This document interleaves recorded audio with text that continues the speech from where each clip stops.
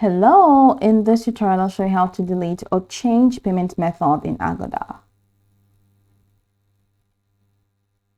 The first thing I'd like you to do is to open your preferred browser and navigate to www.agoda.com. If you're not already signed in, click on the sign in button at the top right corner and enter your credentials. Once logged in, hover over your profile icon. At the top right corner of the page, you find a couple of options in the drop down. From the drop down menu, go ahead and select profile.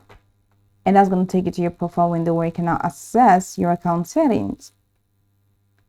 In your account setting, look for the payment method section, which we have here.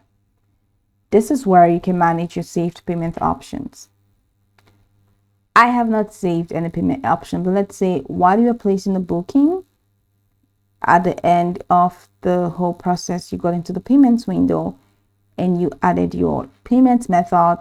So once you did that and it's saved, it came right here. So if you've done that, you find your payment methods here.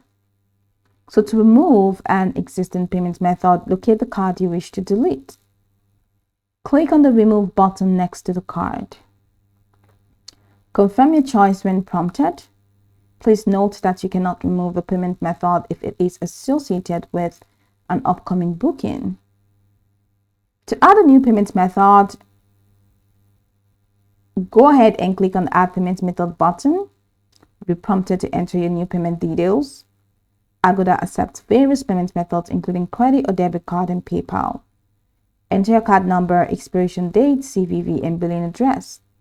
If you add in PayPal, you'll be redirected to log into your PayPal account. If you wish to set this new payment method as your default, return to the payment method section, which we have here. Find the newly added payment method and click Set as Default. This ensures the future bookings will use this payment method by default. So go over this tutorial from the top to the bottom to get acquainted with the steps. And of course, once you're done, you'll be good to go. I hope this tutorial marvelously helped you search.